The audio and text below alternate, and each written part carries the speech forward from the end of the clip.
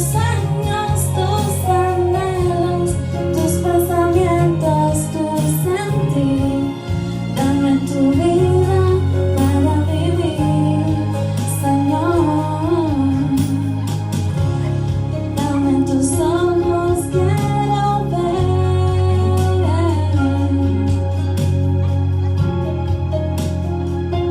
Dame tu parecer.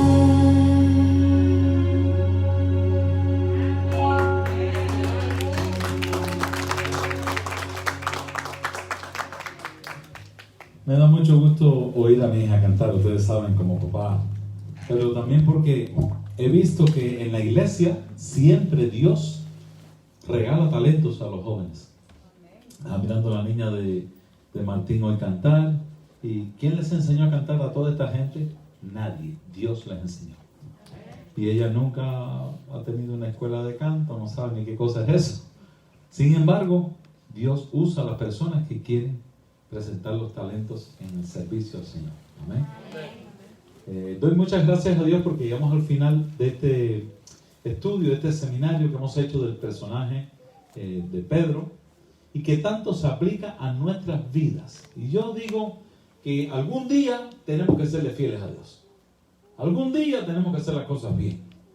Algún día debemos de dejar de tirar para el lado que nos gusta, el lado que nos favorece. Algún día tenemos que hacer la voluntad de Dios. Totalmente, Mateo. Y nosotros como creyentes debemos tomar conciencia de nuestra identidad. ¿Quiénes somos? ¿Cómo voy a vivir? ¿Cómo voy a vivir? ¿Cómo voy a manejar mis asuntos de mi vida diariamente? El asunto es que la vida cristiana no es cosa de un momento. Hay gente que dice, en el año 2000, en una campaña que tuvo el pastor fulano de tal, yo me entregué al Señor. Pero si tú no te entregaste al Señor al otro día, ya no te entregaste más. La entrega a Cristo es diaria. El Señor nos dijo, el que quiera seguirme, tome su cruz cada día. ¿Por qué Cristo dijo eso? Porque nosotros pecamos diariamente.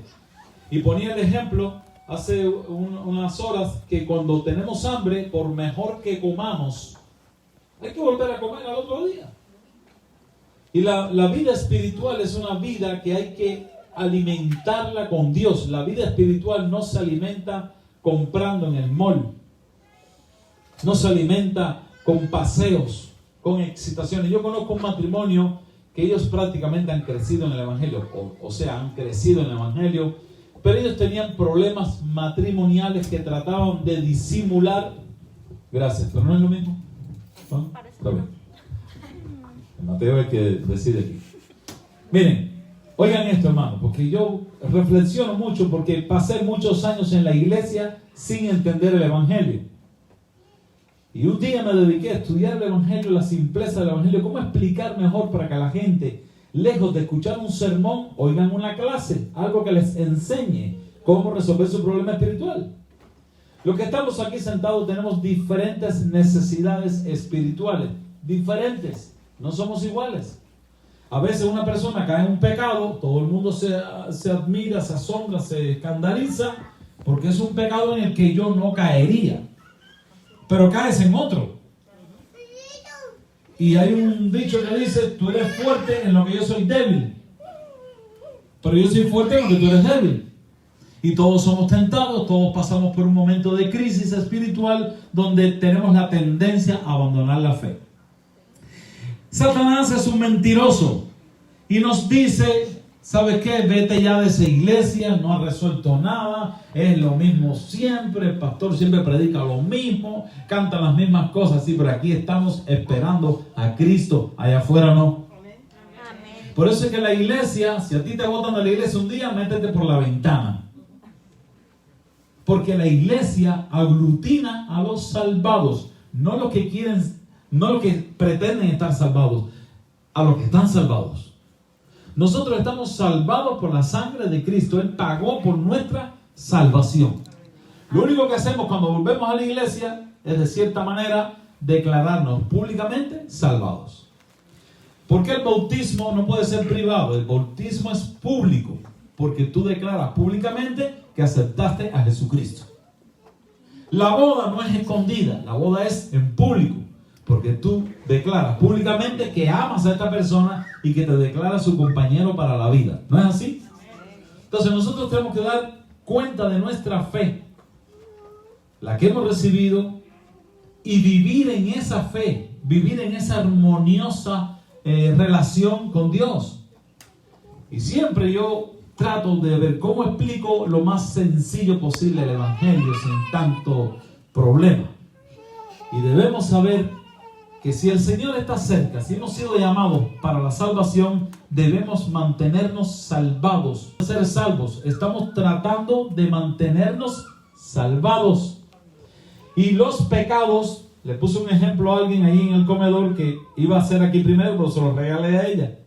Miren, los pecados nosotros los vemos de diferentes tamaños, ¿sí o no? Digan la verdad.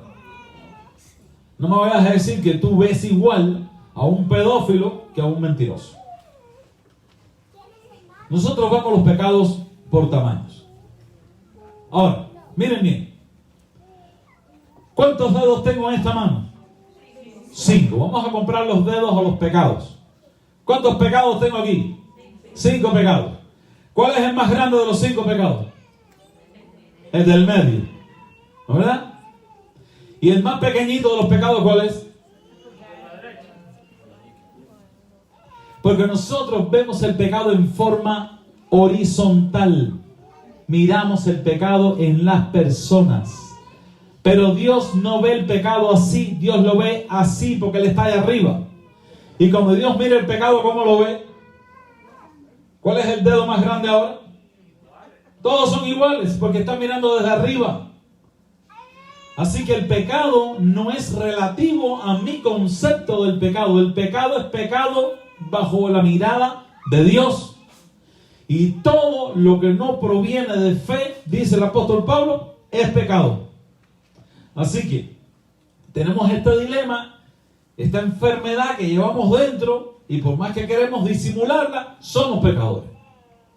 Ahora, ¿a qué vino Jesucristo? A decirnos que pecadores y todo, Él nos ama. ¿Alguna persona tiene duda de que Dios te ama aunque seas un pecador? ¿Alguna persona que está sentada aquí tiene dudas de que aunque seas un pecador, Dios te ama? ¿Alguien tiene duda de eso? ¿Cuántos están de acuerdo con lo que estoy diciendo? A ver, levanta la mano. Lo opuesto. Lo opuesto, aunque soy un pecador, Dios me ama. Pero tú no estás segura. A ver, levanta la mano. Aunque soy un pecador, Dios me ama. ¿Sí o no? Amén. Okay. ¿Y el Señor me va a salvar en mis pecados o de mis pecados? De mis pecados.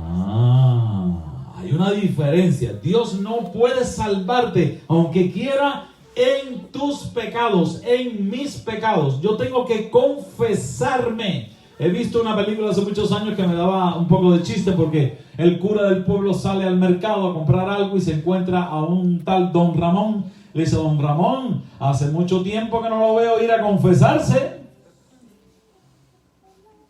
Era una película, pero me dio una lección. ¿Cuánto tiempo hace que no me confieso? ¿Cuánto tiempo hace que me arrodillo para pedirle a Dios como si fuera Papá Noel? Pero la oración, la primera estrofa de cualquier oración de un penitente debe ser: Señor, reconozco que soy un pecador. Entonces, ¿Dios ve con más gravedad a un pedófilo que a un mentiroso? No. Para Dios los pecados son iguales. Y la misma cantidad de sangre que purifica a uno, purifica al otro. No debemos juzgar a las personas que andan pecando visiblemente, porque cuando juzgo a otro, estoy tapando mi falta con la de él. La mía es chiquita ahora porque estoy mencionando a uno que es muy pecador. ¿Entienden el mecanismo? Que quiero que tengamos claro en nuestra mente. Somos pecadores, pero Dios nos ama. Y si hay otro más pecador que yo, a mi vista horizontal, debo reconocer que Dios ama a ese pecador tanto como a mí. Y siempre se ha dicho, ¿has visto en ese cuadro que viene Jesús con las ovejas y trae una cargada? ¿Quién es la que trae cargada? Y algunos pintores han sido específicos y la que trae cargada es una que está pintadita de negro. La oveja negra es la que viene cargada. Quiere decir que la persona que está pecando, que más hundido está, es el que Dios más ama, el que quiere salvar. Y le decía a alguien hace poco, si tú no sabes usar el perdón, no estás representando a Dios. ¿En qué nos parecemos a Dios? Que podemos amar y podemos perdonar. Yo tengo una perrita que me quiere mucho. Y cuando más me quiere es a la hora de la comida. Se me acerca y en un lenguaje perruno trata de decirme tengo hambre. Y hace un sonido extrañísimo, parece un lobo cuando tiene hambre. Los perros tienen afectos instintivos, pero no aman. Nosotros podemos amar y nosotros podemos perdonar. Si no podemos perdonar, ¿con qué cara le vamos a pedir perdón a Dios? Y esto es un dilema que tenemos los creyentes que pretendemos tener la verdad. Como si la verdad estuviera metida dentro de una iglesia o formara una estructura eclesiástica o formara parte de un templo. La verdad no es una iglesia. La verdad es una persona que se llama Jesús. Y si puedo tener una comunión con Jesús, voy a andar en la verdad. Dice el apóstol, no tengo mayor gozo que ver que mis hijos andan en la verdad. ¿Puede entender lo que estoy diciendo? Con esa idea vamos a mirar la última parte de nuestro seminario, de nuestro estudio del perfil de Pedro, que más tarde fue el apóstol Pedro, pero por el proceso que pasa Pedro, es un proceso de inestabilidad, de pérdida de la identidad, de desconocimiento de quién es Él y de lo que vale para Dios. Todos los pecados que tú has cometido en tu vida y los que yo he cometido en mi vida han sido en los momentos que no entendemos nuestra identidad. ¿Entiendes eso, hija? Identidad. Tengo que estar seguro quién soy y quién es Dios para mí. Si tengo identidad, voy a reconocer que soy el hijo de un rey. Y el hijo de un rey no hace cualquier cosa, no dice cualquier cosa, no se comporta torpemente porque está educado, está corregido, está instruido por un linaje real. Y dice la cita de 1 de Pedro 2:9, porque vosotros sois real sacerdocio, nación santa, pueblo adquirido por Dios para que anunciéis las virtudes de aquel que nos llamó de las tinieblas a su luz admirable. Identidad. Tú eres eso, Romisa. Eres una persona especial y Dios está esperando que todo lo que ha puesto en tu corazón estalle al mundo. Y mientras yo esté callado, mientras yo esté concentrado en mis egoísmos y en mis necesidades personales, el mundo se está perdiendo de una palabra de amor, de una palabra de perdón. ¿Tú crees, a ver, si pudiéramos tener una estadística, que es muy difícil, de cuántos pastores existen en el mundo predicando el evangelio? Si pudiéramos tener esa estadística, diríamos, estamos en bancarrota porque los pastores son los que predican. Y con un grupo tan pequeño de personas en el mundo, tú no puedes llevar el evangelio de Jesús. El evangelio de Jesús es distribuido como una hermosa mercancía salvadora por cada creyente en el lugar donde trabaja. ¿Con cuántas personas tú trabajas? Unas 12 personas. ¿Tú trabajas en la calle? Él te mantiene. Qué feliz tú eres. Perdónale todo. Bueno, pónganse a pensar, ¿cuántas personas hay aquí que trabajan con 3, 4, 12 como él o más personas? ¿Cuántos habrá aquí? A ver, díganme los que tienen compañeros de trabajo. Levanten la mano. No, ni me digan el número. Vamos a jugar por 12 y vamos a pensar en 10, en 8, en 6, en 4. Si toda esa gente es impactada por nuestro testimonio, ¿cómo sería esta iglesia? Tendríamos que tener de momento 2 cultos, uno por la mañana, uno por la tarde, porque la gente no cabe. Y si siguen haciendo el trabajo correcto, va a haber que hacer 3 cultos. Uno por la mañana el sábado, uno por la tarde y uno por la noche. Y ya cuando la cosa se ponga difícil, el pastor va a decir, hermano, tenemos que comprar otro templo o tumbar este y fabricar otro. Porque el crecimiento es inevitable cuando la iglesia tiene identidad. Donde quiera que tú estás, está un enviado de Dios, un embajador del reino de los cielos. Tú no puedes estar en un lugar solamente mirando cómo pasan las cosas. La gente tiene necesidades físicas, necesidades espirituales, necesidades emocionales. La gente sufre alrededor de nosotros. ¿Cómo vamos a estar con la boca tapada? Tenemos que hablar de Cristo. Esa es la función del evangelio. Así y pecadores, así todo como somos, el Señor nos usa y a la gente les llega la bendición a través de nosotros. Entonces perdemos tiempo discutiendo qué iglesia tiene la verdad, cuál no tiene la verdad, estos están perdidos, están fracasados, ¿cómo puede haber tanta gente equivocada? No, hermano. Hay un canto hermoso del pastor Marcos Witt, que a mí me gusta muchísimo ese canto, no lo trajimos preparado, pero es un canto muy lindo, que dice, enciende una luz en la oscuridad. No la dejes. Tienes que hablar, no te puedes callar, dice la canción. Donde quiera que tú estás, Dios te hace responsable por la gente que convive contigo. La gente que se pasa 8, 10 horas trabajando contigo, Dios te va a hacer responsable por la salvación de esa gente. Así que por lo menos, si te da pena hablar, da un buen testimonio. Y a la hora de comer, de la fila de la comida, no seas el primero.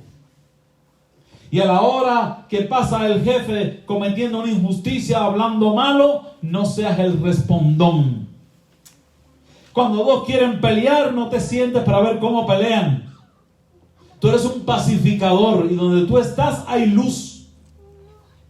Tenemos una misión y esa misión la cumplimos con el testimonio de una vida íntegra con Dios, 100% fiel. ¿Estamos ahí? Bien, vamos a volvernos ahora al personaje de Pedro, que viene una parte muy interesante. Mateo, ¿estás listo? Va el primer lanzamiento. Ponme en la pantalla San Mateo capítulo 26, versículo 69. Y estate al tanto, en cuanto yo termine de leer ese versículo, ponchas el otro y vamos a estudiar algo muy interesante. Bien. Lo que vamos a ver ahora del episodio de la vida de Pedro es el final de la película prácticamente. Hemos pasado por diferentes etapas de la vida de Pedro, que es la vida tuya, que es la vida mía. El Señor nos llamó. ¿Cuántos creen que el Señor los llamó algún día a este evangelio? A ver. Amén. ¿O ustedes llegaron y se pararon en la fila porque son buenos? No, Dios nos trajo porque estábamos en las tinieblas y nos trajo la luz, ¿no es cierto? Bien. Pedro un día estaba pescando, estaba enredado en las redes y Cristo lo llamó y él dejó las redes y siguió a Jesús. ¿Vamos bien ahí? Después aparece Pedro completamente convertido, transformado y dice, tú eres el Cristo, el Hijo de Dios viviente. Al poco rato Pedro dice, no Señor, no, que no te pase nada malo, y el Señor le tiene que decir, Pedro, cállate Satanás, aléjate de mí. Pedro cayó. Porque así somos, tenemos identidad, nos olvidamos quiénes somos, perdemos la identidad. Qué importante es tener la identidad clara, quién eres, quiénes somos. Ahora vemos a Pedro, el tipo guapetón, el fuerte, el que andaba con una espada siempre, el que no se le callaba a nadie. Vemos a Pedro sentado fuera en el patio. ¿Qué patio? El patio del sumo sacerdote. Estaba Jesús siendo juzgado primero por los judíos. Interesante. Yo me lleno de asombro cuando he estado en diferentes tipos de iglesias y he visto pastores enseñándole a su congregación. Bueno, yo he estado, les voy a decir algo, porque usted me va a decir, ¿y usted qué pintaba ahí? Bueno, he estado invitado a trabajar como músico en algunas iglesias dominicales. Y he tenido que pasar por la experiencia de ver a un pastor predicar falsas doctrinas a viva voz. Me ha sido tan difícil que no he podido ser contratado más por eso. Pero este pastor estaba enseñando este día a su iglesia que tenemos que judaizar. Tenemos que volver a ser judíos. Porque solamente el pueblo de Dios va a ver la salvación. Y tenemos que orar por Israel. Y tenemos que orar por los judíos.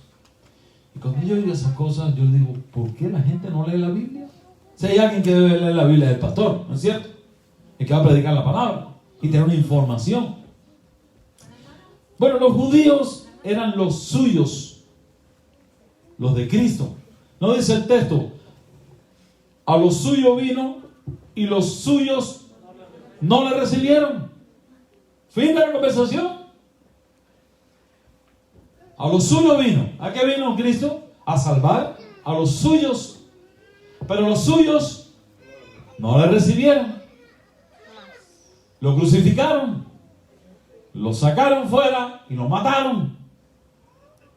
Mas a todos los que le recibieron, cubano, puertorriqueño, dominicano, ecuatoriano, mexicano, hondureño, todos los que le recibieron, les dio el derecho, la potestad de ser llamados hijos de Dios.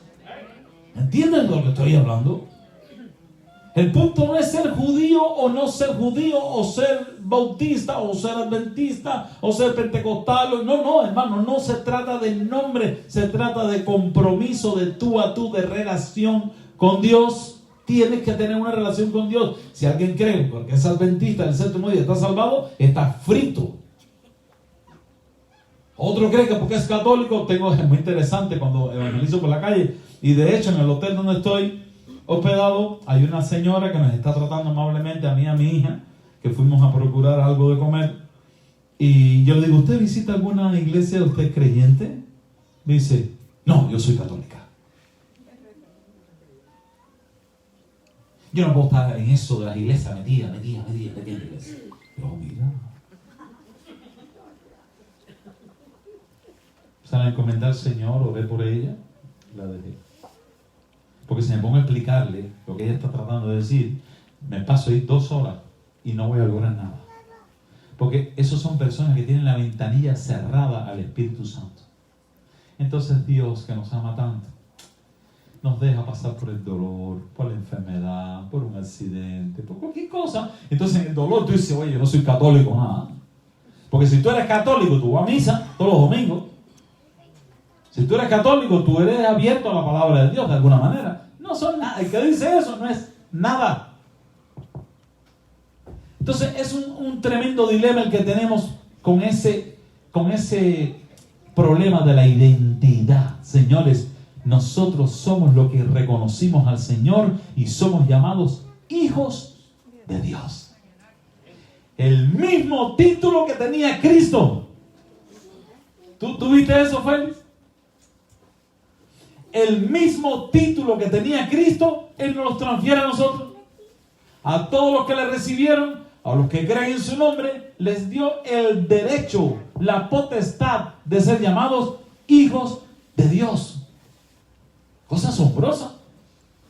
Nosotros decimos con tremenda facilidad, yo soy un hijo de Dios. Sí, pero eso costó la vida de Cristo. Él murió para que tú te pudieras llamar hijo de Dios. Ahora, a Cristo lo están juzgando los judíos, le están haciendo preguntas, quieren que él responda cosas para que se meta en problemas con los romanos. Hay un guardia del sumo sacerdote que le mete un puñetazo en la cara y lo hiere. Y Cristo está sufriendo todo tipo de desprecios, de maltrato, la turba frenética que ve con los gobernantes y los que tienen autoridad están vilipendiando y maltratando a Cristo. Entonces le gritan ofensas a Cristo. En ese momento está Jesús. Los juicios, según la tradición judía, no se podían hacer de noche. Los juicios tenían que hacerlo a la luz del día. Sin embargo, Cristo es juzgado de noche, abofeteado, maltratado, como si fuera un delincuente. Y quiero decirte que las reglas de juicio de los judíos eran muy estrictas. A un culpable no se le trataba como culpable mientras no se probara su culpabilidad. Era una regla de los judíos muy estricta. Pero a Cristo, desde que cayó en manos de los jueces, en manos de la turba aquella, recibió golpes, lo escupían, lo empujaban, le decían ofensas. En ese momento está Cristo siendo juzgado por la noche. Y casi amaneciendo, era la hora más fría de la noche, alguien encendió una fogata en el patio y todos los que estaban allí se estaban calentando. Ahora, había dos personas allí de los discípulos de Cristo. Uno era Juan y el otro era Pedro. Juan pidió entrar en la sala del juicio. Y estaba retirado en un lugar, pero estaba allí viendo todo lo que pasaba su maestro, Juan. Pero Pedro, el guapetón, el fuerte, el que iba a ir con Cristo hasta la muerte, ¿te acuerdas? Pedro entró al patio fingiendo que era uno de la turba que esperaba afuera. Cuando el reo salía condenado, la turba lo maltrataba, lo empujaba, porque era un delincuente que había afligido a toda la comarca. Entonces la gente aprovechaban y le daban golpes y lo alaban el pelo y le hacían cosas. Y esa turba que estaba allí, ahí estaba Pedro. ¿Qué te parece? Y estaba Pedro ahí, calentándose las manitos. Pedro estaba sentado fuera en el patio y se llegó a él una criada y le dice: ¿y tú con Jesús en Galileo estabas? Usted sabe que a la mujer no se le despinta nada. Los hombres ven a una persona y se le borra de la mente. Y, pero si ya tú lo conoces, le dice a la mujer, ¿ya tú lo conoces tú? Ay, yo no me acuerdo. Pero las mujeres no. Las mujeres cuando tiran la foto, ahí se quedó. Y hay una mujer que ve a Pedro y dice: ¿tú estabas con Jesús? Pasa el texto, Mateo. Pasa el texto al otro. Mas él, ¿qué hizo? Negó delante de todos diciendo: no sé lo que dices. ¿Tiene la identidad en la mano? ¿Qué hizo con la identidad? La escondió. Tú sabes que hay mucha gente que en proceso migratorio, cuando cruzan la frontera, botan el pasaporte. Eso lo hacían antes, no sé para qué. Ya no lo botan. Porque la gente a veces quiere tapar su identidad. Tú quieres ser cristiano, quieres recibir las bendiciones de Dios, pero cuando ser cristiano pone en peligro tu trabajo, tu comodidad, tu seguridad, tú botas la identidad. No quieres ya ser cristiano. Esto me está costando mucho. ¿Sabe qué hizo Pedro allí? Botó la identidad, la quemó en el fuego. Dice: yo no sé lo que tú me dices.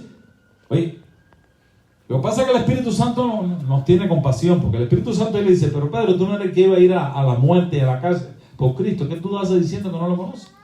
Dice: yo no sé lo que tú me dices. Pásame el otro versículo, Mateo. Rápido. Y saliendo él a la puerta, le dio otra. O sea que las mujeres no perdonan. Le dio otra y dijo a los que estaban allí: también este estaba con Jesús Nazareno.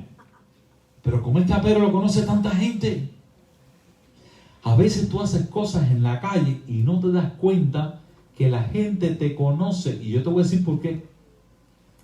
Algunos cristianos nos damos cuenta que la gente cuando nos miran con simpatía. ¿No le ha pasado eso? Que alguien te mira así con simpatía y te dice: qué lindo soy. No eres lindo. Es que el Espíritu Santo ha puesto los ojos de la gente en ti, porque tú vas a testificar de Cristo. Y aunque tú seas feo, la gente te va a sonreír y dice: soy lindo. No es lindo. Es el Espíritu Santo que está fertilizando el terreno para que prediques. No estás tan lindo nada. Y la gente te conoce. Tú no conoces a la gente, pero la gente te conoce a ti. Pero ¿de dónde me conoce este? Sí te conocen. Porque el Espíritu Santo los ha puesto a verte, a mirarte, a concentrarse en ti, porque tú eres la esperanza de ellos, porque tú vives en su barrio. Y la gente te mira, y mucha gente va a ser salva. Oye, esto que te voy a decir. Mucha gente va a ser salva porque en su corazón nunca fueron a la iglesia, nunca leyeron la Biblia, pero en su corazón admiraban tu vida y respetaron a Dios por solamente ver cómo tú vivías. Hermano, lo de la salvación es cosa de Dios, eso no es cosa del hombre. Dios tiene infinidad de recursos para salvar al pecador. Y tú vas, bueno, en Cuba yo ponía este ejemplo y aquí no lo puedo poner. Yo decía, tú te vas a la cola del pan, te vas a la bodega a buscar el pan y te paras en la cola. Y la gente en la cola está hablando chisme, mentira, disparate, y tú estás calladito ahí, tranquilito. A lo mejor estás leyendo una cosita bíblica y hay gente mirándote y ven esa luz de Dios en ti, la ven, porque es obra del Espíritu Santo. ¿Entiendes? Qué importante eres para Dios. Dios cuenta contigo para llegar a 12. Hay 12 que esperan por ti para conocer a Cristo. No, yo no voy a llegar a él, yo no lo conozco, pero tú sí lo conoces. No importa que le des estudio bíblico, no importa que te abras la Biblia o no. Tu vida allí, en la compañía, es un testimonio. Y cuando empiezas a hacer cuentos de mujeres, tú te separas por un ladito, cortésmente. Te separas por un ladito. Oye, ven para acá, para acá, esto. No. Yo amo al Señor. Yo soy cristiano. Se lo puede decir. El que no le gusta que le eche azúcar.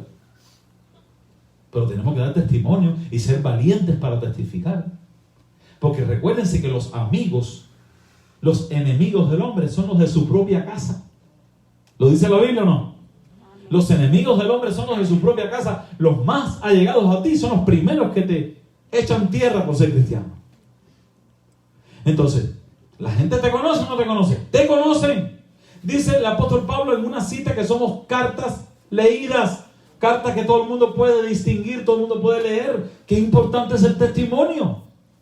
¿Qué clase de iglesia somos que la gente no sabe que somos cristianos? Somos el servicio secreto de Jesucristo. Estamos infiltrados en los lugares, nadie sabe que somos cristianos. No. El Señor Jesucristo no tiene servicio secreto. Dice, así alumbre vuestra luz delante de los hombres. Testimonio. Hay gente que dice, ay, pero yo no sé ningún texto bíblico. Vive delante de la gente en silencio y ya es una predicación. El pobre Pedro se encuentra con otra, porque las mujeres son tremendas, y dice a los que estaban allí, también esta andaba con el Nazareno, y tú vas a ver por qué lo conocían. Aquí está en el texto bíblico que viene ahora, ¿por qué lo conocían? Pásame al otro versículo, Mateo. Dice, y negó otra vez con juramento. Yo no sé qué diría Pedro. En Cuba decimos, te lo juro por mi madre. Yo no sé si Pedro dijo, mira, te lo juro por mi madre, cuando andaba con Jesús, ese Jesús. Pedro, el que dijo, voy a ir a la cárcel, voy a ir a la muerte por ti. Porque una cosa dice uno cuando está emocionado y otra cosa dice cuando está convencido y convertido al Evangelio de Jesucristo. Son dos cosas diferentes. Negó otra vez. ¿Qué le había dicho Jesús a Pedro? Me vas a negar 3 veces Antes que el gallo cante. Ya vamos como por las 5 de la mañana. El gallo está a puntico de cantar. Nosotros vivimos en un barrio que no podemos tener gallo ni gallina. Porque si el gallo canta, el vecino le llama al policía, el gallo me despertó. Yo no sé quién inventó la ley esa, porque no hay cosa más bella que ver un gallo cantar a las 4 de la mañana. No puede tener gallo. ¿Quieres tener gallo? Cómprate una casa en el campo. Yo me quiero mudar al campo para tener gallos y gallinas. El gallo está a punto de cantar. Y Pedro va por segunda vez y dice, no conozco al hombre. Dice, y negó otra vez con juramento. Qué tipo más enérgico Pedro, ¿no? Tipo que cuando dice una cosa la mantiene. Qué machazo. El Evangelio de Jesucristo no vale ser machazo. Lo que vale son gente que fortalece su espíritu con la rodilla y con la oración. Dice que Daniel era un hombre que oraba 3 veces al día.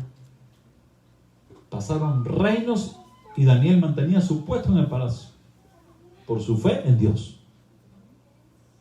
Vamos al otro versículo. El 71, el 73 dice: y un poco después llegaron los que estaban allí y dijeron a Pedro: ¿verdaderamente tú eres de ellos? Porque aún tu habla te hace manifiesto. ¿Entiendes por qué conocían a Pedro? Porque en la forma que él hablaba, la manera de expresarse se parecía a la de Cristo. Nosotros no nos damos cuenta que en el Evangelio de Jesucristo, en el caminar con el Señor, nuestros modales se van transformando, nuestras maneras de expresarnos, de comunicarnos, tienen un toque, tienen un brillo divino. No nos damos cuenta. Yo me acuerdo, yo crecí en un hogar cristiano, mi papá era pastor, mi mamá era una mujer de Dios también, y en mi casa se leía mucho la Biblia, se daban lecciones bíblicas a mí y a mi hermano, íbamos a la iglesia con frecuencia. Bueno, ustedes saben cómo es la vida del hijo de un pastor, muy metido en las cosas de Dios. Y yo me acuerdo cuando yo tendría como, ¿cuántos? 5, 6, 7, como 8 años, en los primeros grados de la primaria, que te ponen a leer en público, te dicen, te toca leer, párate. Entonces tú tomabas el libro de texto, empezabas a leer. Cuando yo empezaba a leer, los muchachos se volteaban así, me miraban como si fuera algo raro. Y la maestra le causaba simpatía cuando yo leía. Y yo pensaba que estaba leyendo igual que todos. No, es que hay algo especial en los niños que crecen en la iglesia. Ellos reciben más. Por eso yo dejo que chillen. Hay pastores que se enojan si el niño chilla. No, déjalo que chille. Ya quisiera yo chillar. Déjalo que chille, pero está aquí recibiendo, le está entrando el agua pura de la palabra de Dios. Ellos van después a la iglesia, a la escuela, van a otros lugares y la gente los distingue. Le dijeron a Pedro: es que la manera que tú tienes de hablar te denuncia.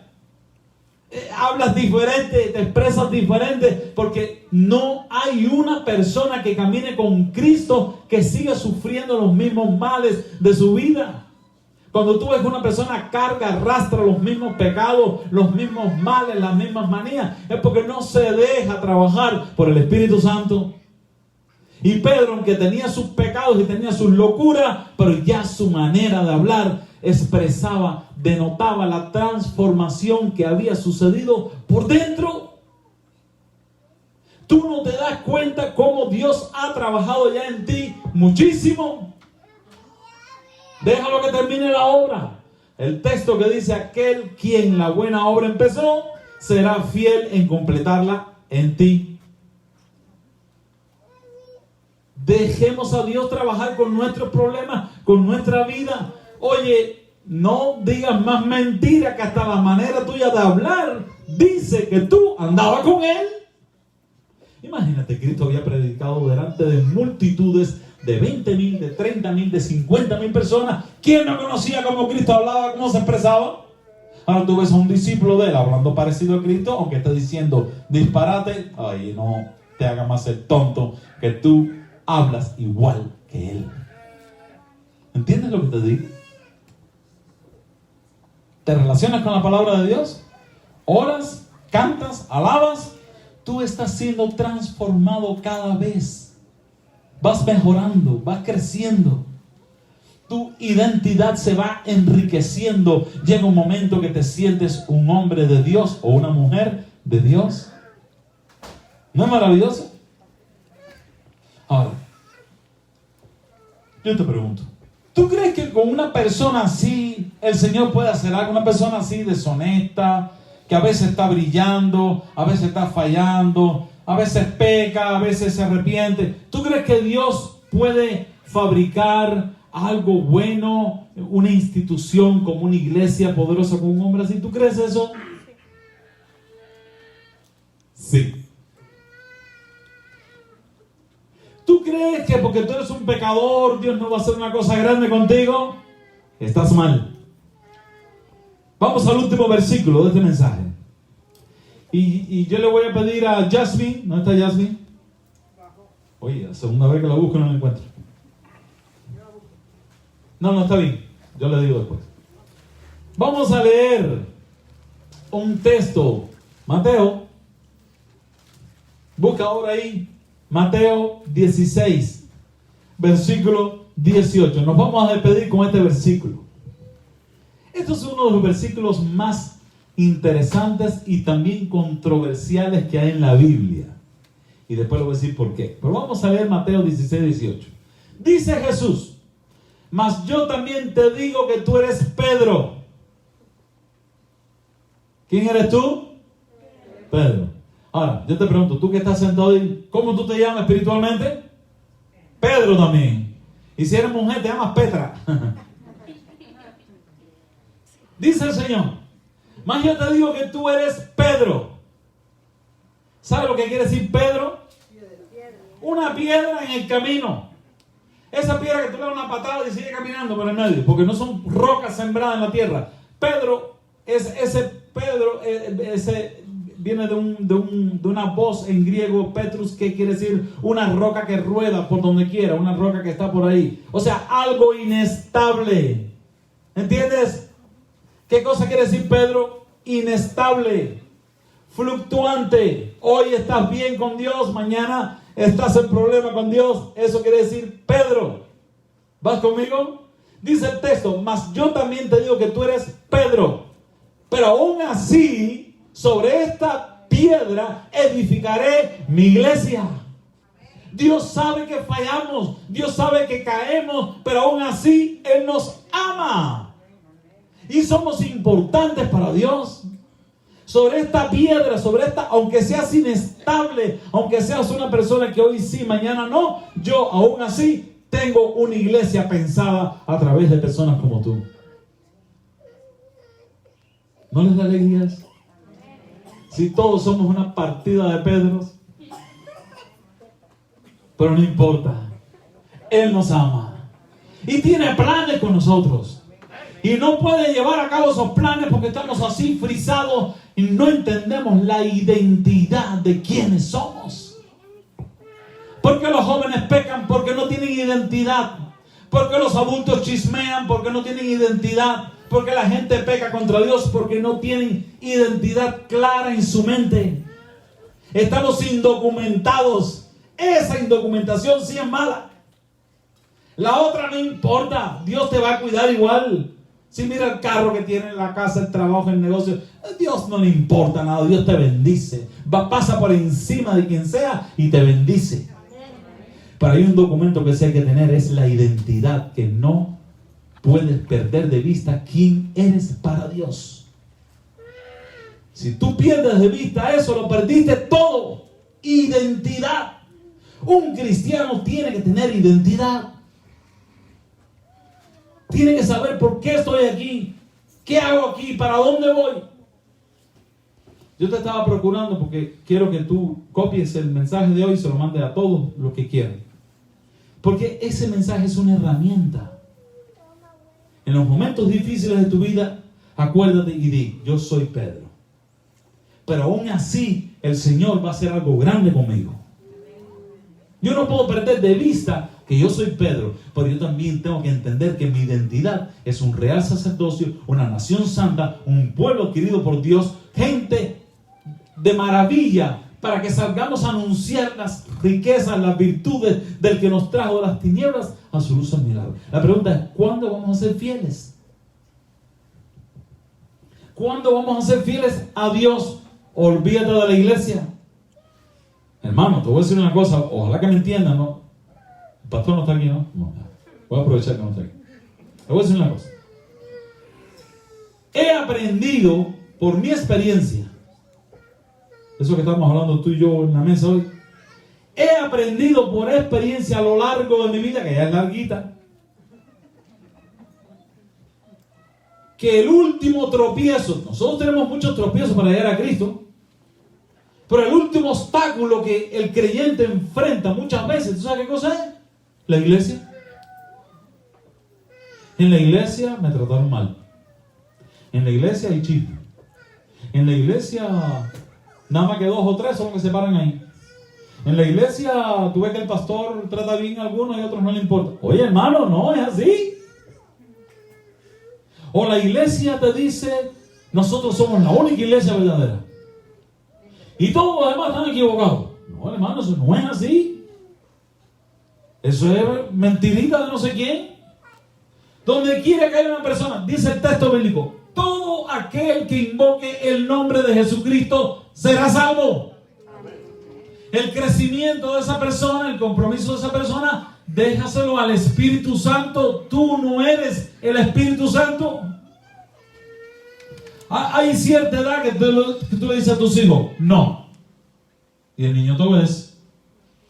Y hay una edad que tú le dices a tus hijos, no. Y ellos le hacen hacia los hombros, ¿eh?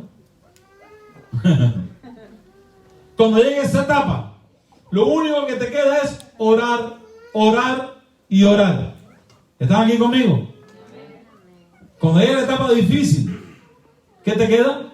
Orar, orar y orar. Y siempre digo esto, no le hables tanto a tus hijos de Dios cuando no quieren oír. Háblale a Dios de tus hijos, que Él sí te va a oír. Y pelea la buena batalla de la fe. Echa mano de la vida eterna, porque aunque tú seas una persona inestable, aunque tú seas una persona que fluctúas, aunque a ti se te olvida orar, se te olvida confesarte, se te olvida estudiar la Biblia, se te olvida, Dios va a hacer una obra grande contigo. Pedro, el que está diciendo ahora, pon 1 Pedro 2.9, Mateo, 1 Pedro 2.9. Este que está escribiendo esto, es un apóstol de Jesucristo. Es el mismo que dijo, mira, te lo juro por mi madre que no conozco a Jesús. El mismo ese está escribiendo ahora. Mas vosotros, le está escribiendo a la iglesia. Ahora él es el apóstol. Curado, transformado, purificado, habiendo pasado por altas y bajas, llegó arriba por Cristo. Ahora él le escribe a las nuevas iglesias. Mas vosotros sois linaje escogido, real sacerdocio, gente santa, pueblo adquirido, para que anunciéis las virtudes de aquel que os llamó de las tinieblas a su luz admirable. ¿Quién está escribiendo esto? El mismo que dijo, te lo juro por mi madre que no conozco a Cristo. ¿Tú puedes creer eso? Dime si tú no te pareces a Pedro. Dime que no te pareces. Dime, Petra. Claro que te pareces a Pedro. Por eso está la vida de Pedro. Ahí no está la vida de Lucas. Ahí no está la vida de Juan. Ahí no está la vida de los diferentes discípulos. Está la vida de Pedro. Tenemos un reportaje perfecto de la vida de Pedro desde que comenzó, que soltó las redes hasta que escribió: ustedes son real sacerdocio, nación santa, porque nosotros podemos vencer en el nombre de Jesús cualquier tentación. Y tenemos la victoria asegurada. ¿Sabes por qué? Porque el que anda con nosotros venció todas sus batallas por medio de la oración. ¿Tú te acuerdas cuando Cristo le dijo a los discípulos: vamos a orar un ratico aquí? Sí, Señor, como no, vamos a orar. Y Cristo empezó a orar, pero la oración de Cristo no era como la mía, que digo, papita, amén. No. La oración de Cristo era una oración que podía durar toda la noche.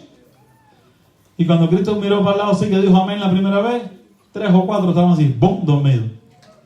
Siguió orando, quedaban 3 de pie. Y siguió orando, volvió a mirar, todo el mundo dormido.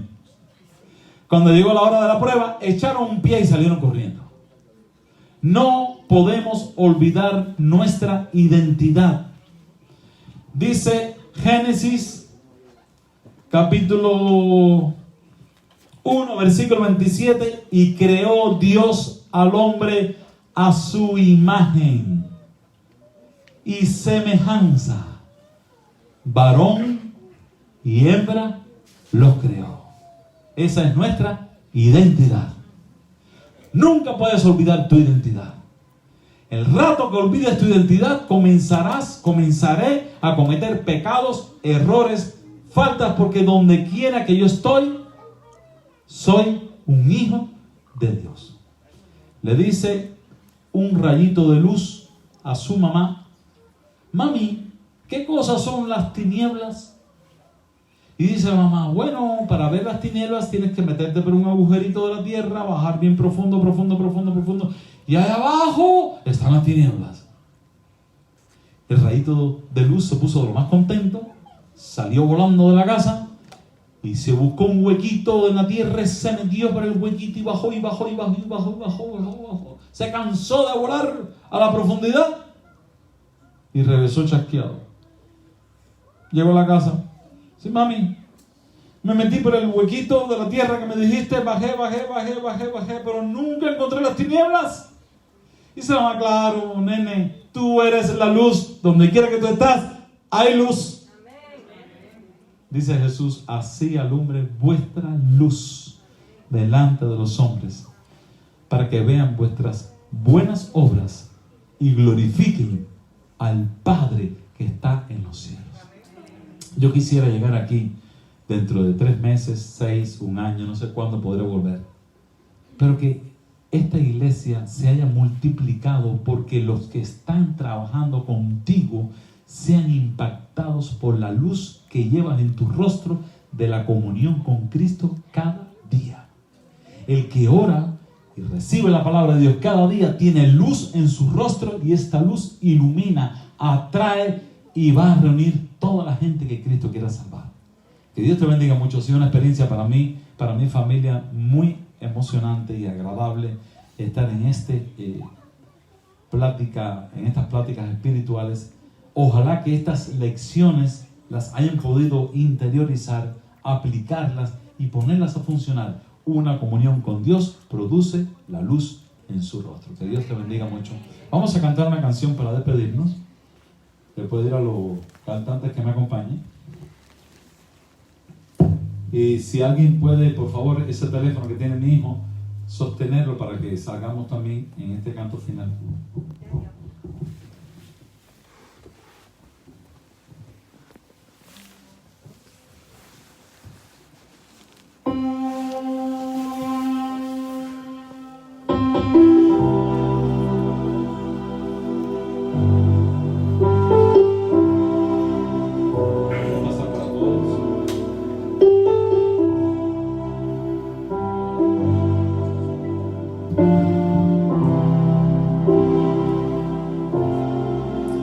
He decidido seguir a Cristo. He decidido seguir a Cristo. He decidido seguir a Cristo. No vuelvo atrás, no vuelvo atrás, no vuelvo atrás.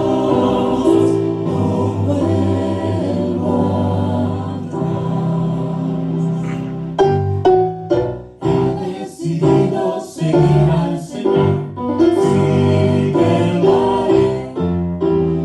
El mundo atrás y placeres dejé, sí que lo haré.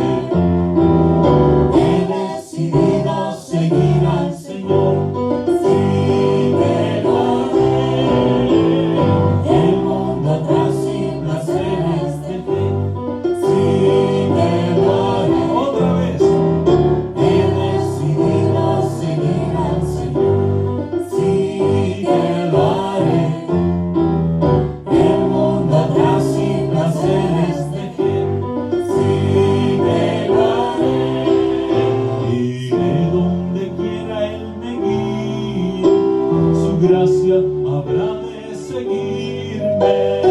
He decidido seguir al Señor, sí que lo haré. El mundo atrás y placeres dejé, sí que lo haré. Otra vez. He decidido seguir al Señor, sí que lo haré. El mundo atrás y placeres dejé, sí que lo haré, sí que lo haré. Iré donde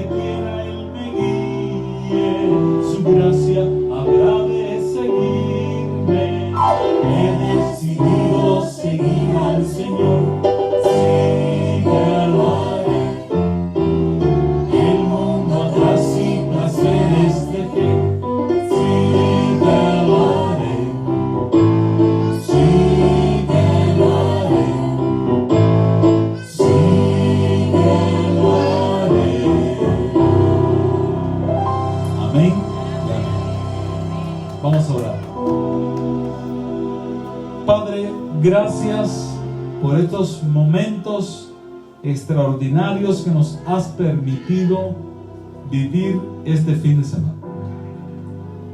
Te damos gracias porque tu Espíritu Santo ha impresionado nuestros corazones, nos ha hecho entender verdades escondidas para nosotros, pero que están reflejadas en las Sagradas Escrituras. Aquí hay mucha gente que está luchando para mantenerse salvados. Ayúdanos, Señor, para que tengamos éxito en nuestro caminar con Cristo, que podamos implementar todas estas enseñanzas y fortalecer nuestra fe, porque la venida de Jesús está cerca. Oro por los matrimonios, por los adolescentes, por los jóvenes. Oro por Marlene, oro por Martincito, oro por el joven Díaz, hijo de Félix. Oro por tantos jóvenes que debían estar aquí y no están, porque están peleando, porque están en la lucha. Ayúdalo, Señor, a vencer. Bendice el pastor de esta iglesia, a su esposa, su ministerio, y que en esta congregación se sienta la presencia del Espíritu Santo. Nos ponemos en tus manos, Señor, en el poderoso nombre de Jesús. Amén. He decidido seguir al Señor, sí que lo haré. El mundo atrás y placeres dejé, sí que lo haré. He decidido seguir al Señor, sí que lo haré. El mundo atrás y placeres dejé, sí que lo haré. Sí que lo haré, sí que lo haré. Amén y amén. Conviértanse en obreros, en soldados de Cristo y en sembradores